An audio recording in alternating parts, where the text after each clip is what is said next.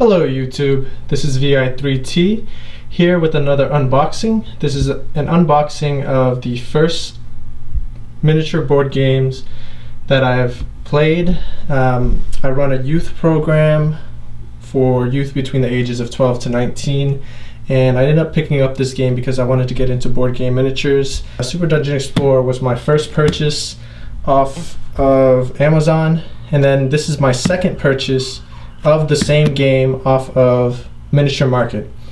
The reason I bought it was because it was on sale, for one, and the second thing is we played the crap out of the first one I bought, which was a second edition version, and we did some crazy painting, a lot of gluing, and also breaking of the miniatures. Surprisingly, like, the miniatures in here are very delicate after you super glue it. So this is Super Dungeon Explorer. A lot of the youth that I work with say it looks pretty much like MapleStory. It has like very anime, manga-ish art, which I find like a lot of fun and really cool looking. And the characters are very chibi with huge heads and tiny bodies. But it's a lot of fun, and if you're interested in playing miniature board games for the first time and you don't mind reading a bunch of rules and kind of just going with it, then this is a lot of fun. The major way of determining attacks and stuff is using dice. So if you don't like the randomness of dice, which is really very, very random, there are times where you're always getting good rolls and times where it's always bad rolls. So this is a board game for 2 to 5 players, I think, is the recommendation. So we'll take a look at the back and read a little bit on what's supposed to be in here, and also a little bit about the board game. This is a board game for 2 or more players. I've played up to about 6 or 7 players, and one person controls all the monsters. That person is a console, and everyone else picks a hero to use. So it can get extremely long. Let's see, the last time we played with 6 players, and we ended up playing over a course of 3 or 4 days because it was a little bit tough getting people together. And the first time we tried to play it through, it took us about 5 hours in reviewing the rules and teaching people how to play and kind of just going crazy. But it's an awesome game. This is the second edition. You can tell it's the second edition because this photo is a picture of the actual figures, and it says assembly required. It doesn't say explicitly on here that is the second print or second edition. So in the box we have all the tokens that you'll need, and then there is the rule book, which has some errata on it and can be a little bit confusing, but if you read through it a couple times and you're willing to just kind of interpret it your own way or interpret it with multiple people, it's helpful. Just play however you think it should be played, pretty much. These are the double-sided dungeon tiles. There are 5 of them. Surprisingly, this one is the exact same. Oh, okay. Yeah. This side is pretty much the exact same tile, kind of like a treasure room. I didn't really notice that before. Lava, subterranean, more of a lava room, treasure palace room. This is an important thing. It's the basically adventure tracker. This is where you put the loot cards, the treasure cards, the loot meter, and the adventure tracker meter thing. The power gauge, that's what this is called. And here's the final dungeon tile. So there are 5 double-sided dungeon tiles and 1 adventure tracker with the power gauge, lootometer, and place to put the cards that come in this. The cards that come in here is the terrain effects card, the hero character cards, and actually I probably shouldn't open this. I'll show you the other one that I have, but in here is the treasure card and loot cards also, and the boss card, which explains the effects that are in play at all times. And this is the dice. There's 8 blue dice, 2 green dice, and 6 red dice. And here are the main stuff, the minis. So the minis, you have to super glue them piece by piece.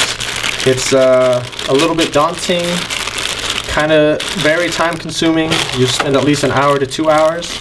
I did it through the course of a few days, just doing one piece at a time. I actually started out just pushing them all in together and hoping that that would be okay. It wasn't. You have to super glue it if you want it to stay and not fall apart on you. And the bases are made a certain way.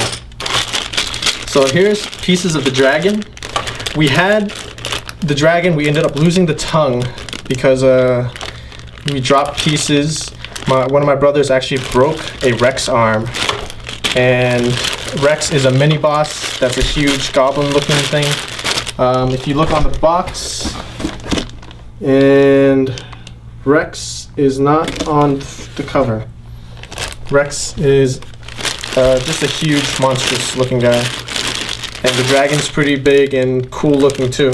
So there was one game where we showed the dragon to one of our youth who was watching us play, and he ended up dropping it and destroying both wings. So we had a wingless dragon until I used a paper clip, burnt it up, kind of melted the plastic a little bit and stuck it back on. And it took a while, but I managed to get it back on. So you gotta be really careful with some of these pieces because it will fall apart pretty easily. But it's not a difficult fix, just use a lot of super glue, and depending on where the break is, you might have to also melt the plastic one way or another. And the plastic actually burns pretty crazily. Like, you can set the plastic on fire, so be careful with that. Yeah. Crush.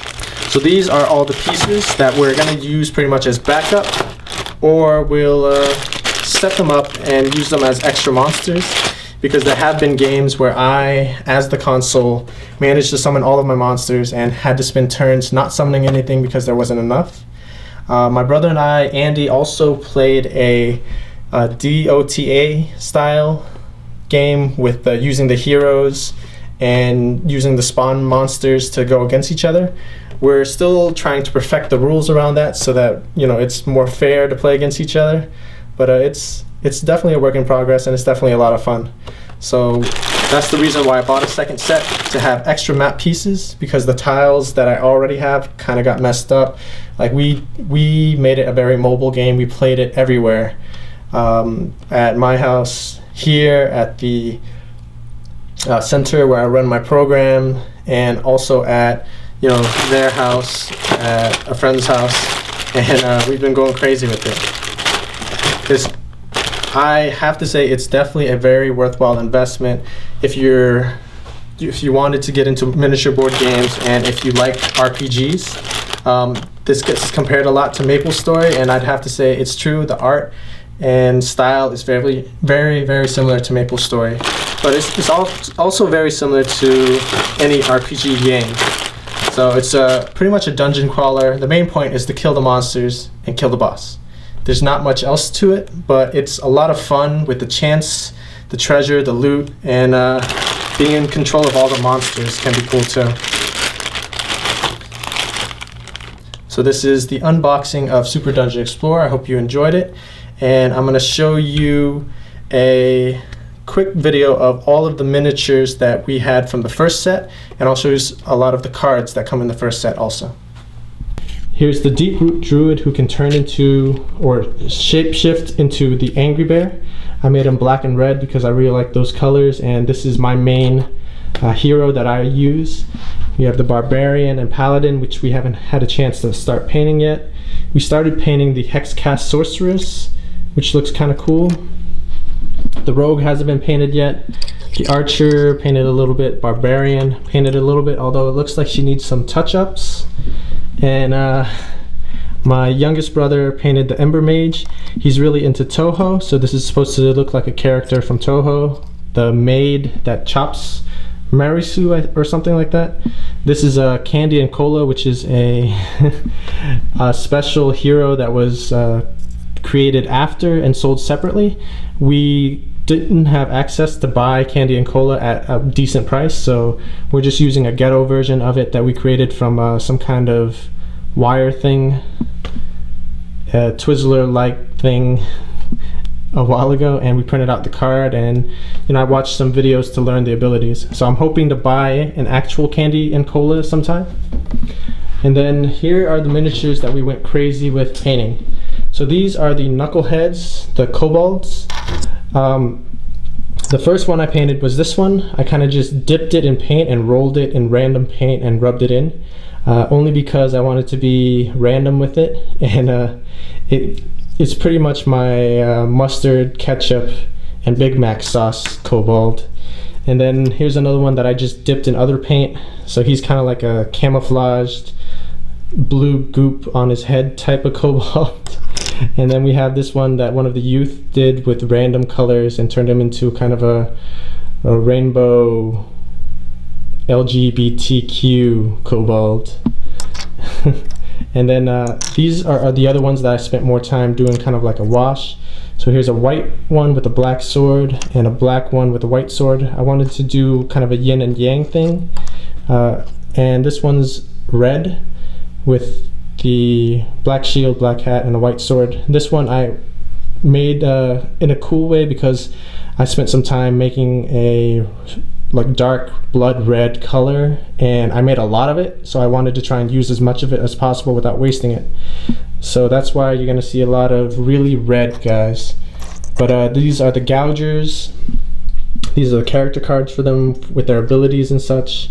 And I made this kind of like the black head gang with the white head guy being sort of the leader of the pack.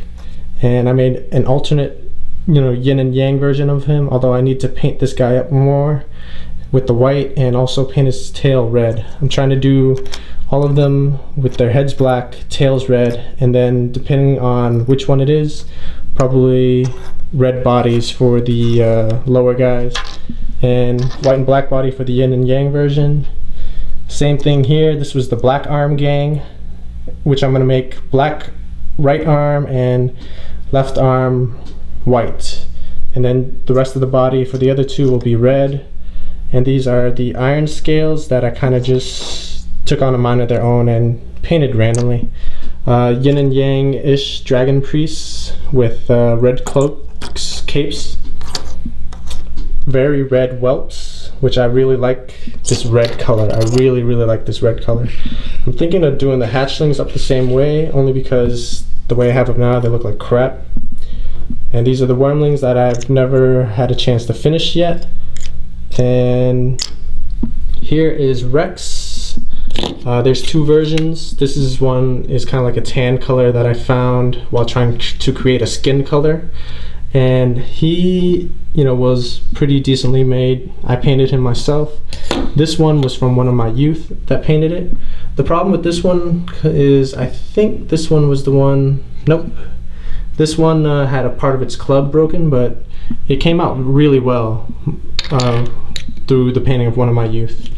This one though, this one was the one that had its arm broken, that I had to do extra super gluing right there because my brother dropped it and it just pretty much flew off. Here's treasure chests and the boo booty. The boo booty is similar to Mimic from RPG games where you open up a treasure chest and it becomes a monster that attacks you. And these are the spawning points that we created. These four are pretty much the same, but we painted up different colors just for the hell of it. This one still needs to be finished with the base. I'm still not sure what color to paint this base. And the egg clutch came out pretty cool with that blood red. I really like that blood red. And here is our dragon. Our dragon who was once quite the bamf with a crazy tongue, but it's missing the tongue now. And it's all red and black and cool looking, but at one point it had lost its wings and I had to melt it on. You can tell from like right there that it definitely has a huge space and gap in it that didn't come out too well, but I'm glad I managed to put it back together. And I think I'm gonna try and steal the tongue from the new dragon and put it into this one. Either that or I'll make the other dragon and turn it into a new color, and because it's not assembled yet, so it makes it easier to paint, so I'll probably spend more time painting those. Here are the loots cards, treasure cards. These are basically equip cards for the heroes, because if you look at one of the hero cards, you'll see